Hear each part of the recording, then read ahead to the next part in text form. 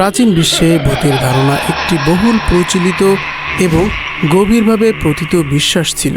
যদিও সংস্কৃতি ভেদে এর রূপ ও ব্যাখ্যা ভিন্ন ছিল, তবে মৃত্যুর পরেও আত্মার অস্তিত্ব এবং সেই আত্মা কর্তৃক জীবিতদের জগতে প্রভাব ফেলার ধারণাটি প্রায় সর্বত্রই পাওয়া যায়। আজকের ভিডিওতে আমরা প্রাচীন সভ্যতায় ভূতের ধারণা কেমন ছিল তা নিয়ে একটি সংক্ষিপ্ত আলোচনা করব। মেসোপটেমিয়ারা বিশ্বাস করত যে মৃত্যুর পর আত্মা ইরকাল্লা নামক এক অন্ধকার পাতালপুরীতে চলে যায়, কিন্তু যদি মৃত্যু ব্যক্তির সঠিক অন্ত্যেষ্টিক্রিয়া না করা হতো, তাদের কবরে নিয়মিত তর্পণ যেমন খাদ্য পানীয় উৎসর্গ না করা হতো, তবে তাদের আত্মা এতেম্মু বা অতৃপ্ত প্রেতাত্মা হিসাবে পৃথিবীতে ফিরে আসতে পারত বলে তারা বিশ্বাস করত। এই এতেম্মুরা জীবিতদের অসুস্থতা, দুর্ভাগ্য এবং দুঃস্বপ্নের কারণ হতে পারে বলে তারা মনে করত।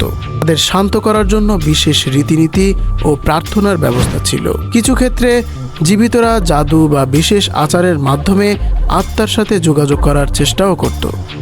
চলুন এবার জেনে নেই প্রাচীন মিশরে ভূতের ধারণা কেমন ছিল। মিশরীয়দের পরকাল সম্পর্কে অত্যন্ত জটিল এবং বিস্তৃত ধারণা ছিল। তারা মনে করত মানুষের আত্মা বিভিন্ন অংশে থাকে, যা মৃত্যুর পর বিভিন্ন দশার মধ্য দিয়ে যায়। সঠিক মমিকরণ এবং অন্ত্যেষ্টিক্রিয়া আত্মাকে পরলোকে সঠিকভাবে যাত্রা করতে সাহায্য করত। এর বর্তায় ঘটলে আত্মা পৃথিবীতে আটকা পড়ে বলে তারা মনে করত। যদিও মিশরীয়রা মূলত পরলোকে যাত্রার উপর বেশি জোর দিত, তবু অতৃপ্ত বা ক্ষুব্ধ আত্মার ধারণা একেবারেই অনুপস্থিত ছিল না। এরা জীবিতদের জগতে সমস্যা সৃষ্টি করতে পারে বলে বিশ্বাস করা হতো। সমাধিক্ষেত্রে বা পরিত্যক্ত স্থানে এদের বিচরণের কথা ভাবা হতো। জীবিতদের রক্ষা করার জন্য বিভিন্ন মন্ত্র ও তাবিজ কবচের ব্যবহার প্রচলিত ছিল।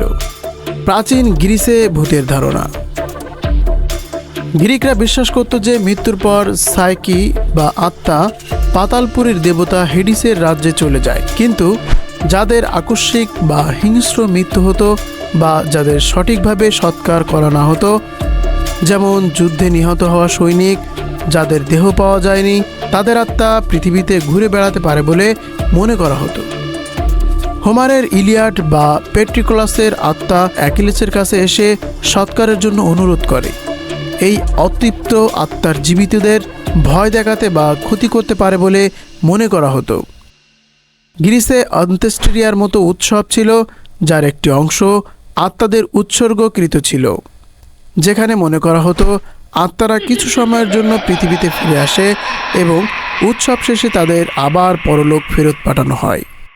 আত্মার সাথে যোগাযোগ বা ভবিষ্যৎবাণী জানার জন্য নেক্রোম্যান্সি বা মৃতের আত্মা আবাহনের চর্চাও ছিল।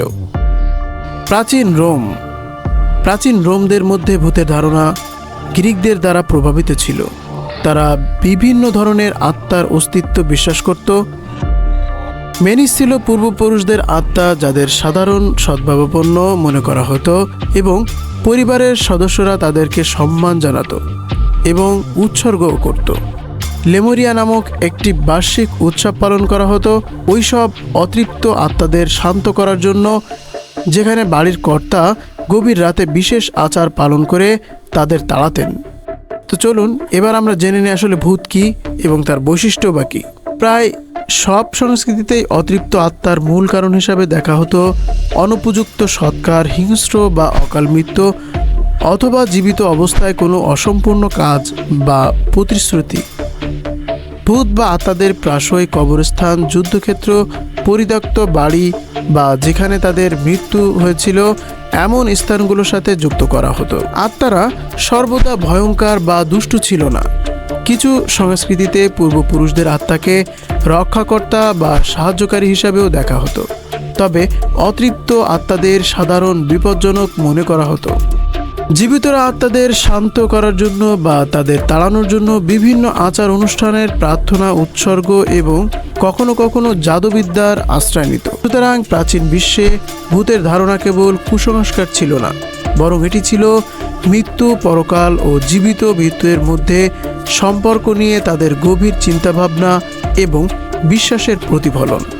তো এই ভিডিওতে এতক্ষণ আমরা আলোচনা করলাম প্রাচীন বিশ্বের ভূতের ধারণা বিভিন্ন সভ্যতায় বিভিন্নভাবে বিশ্বাস করেছে।